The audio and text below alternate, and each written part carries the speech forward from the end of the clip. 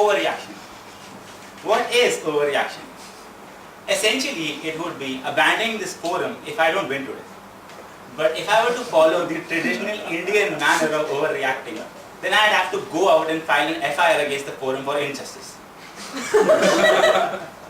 Good evening, members of the forum. I am Tejasvi Verma, delivering module number 2 from the Prolific Speakers Manual.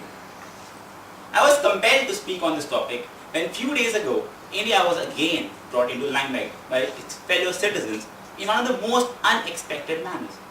They had taken on Russia. This hoo-ha involved 2 international athletes, an ungoverned social media, some frenetic fans, and some grave misinterpretation of words.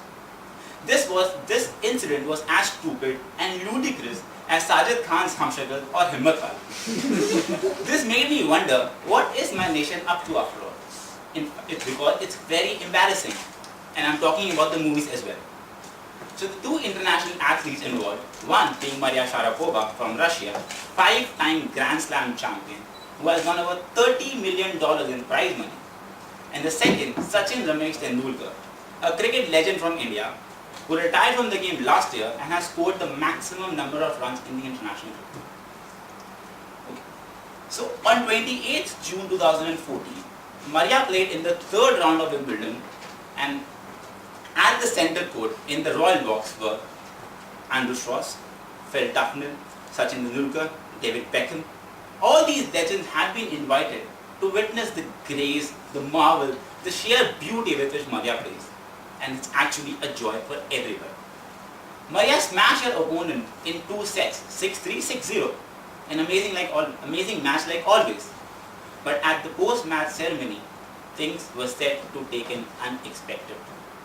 While Maria was expressing her adulation for David Beckham, like how great a player he is, a reporter had to ask her, "Do you know Sachin Tendulkar?" Her honest reply, "I don't." There is no semblance of any disrespect for Sachin, cricket, India, or for the matter of fact any burger joint down the road. But how could we let this happen?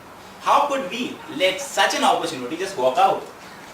So, the internet funny and smart brigade set out. They knew this meant war. Their god had been blasphemed by an enemy and they wanted revenge.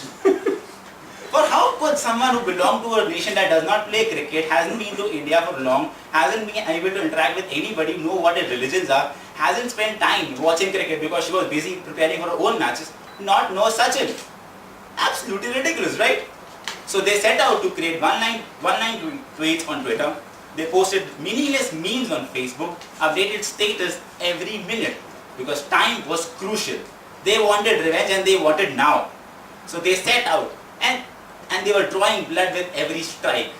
It was happening very fast, but it was just not enough for them because the enemy was just not bothered. How did it matter to them?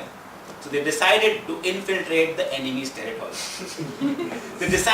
So they went on and assailed the official fan page of Maria Sharapova and posted some remarks that would demean anybody.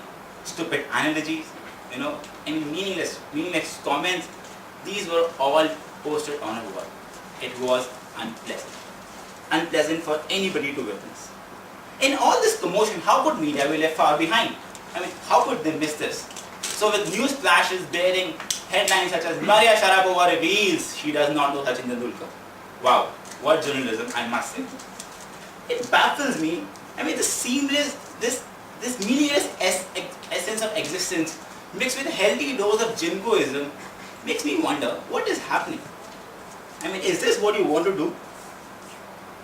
Anyhow, this was the perfect recipe for trending, with handles saying who is Maria Sharapova? Yeah, right. Many would not know in the world who Maria Sharapova is. It's not a big deal. And I'm sure nobody is making a big deal out of it, and other than you guys. But now the battle is over, but the war may be still. The 2 athletes haven't spoken anything because it would be mindless to talk on topics such. The army has set out to find its another prey because somehow they have to kill their time. The reputation of the country has been tarnished beyond repair because nobody cares about it, as its citizens do not either. And India is still far from producing a Grand Slam champion.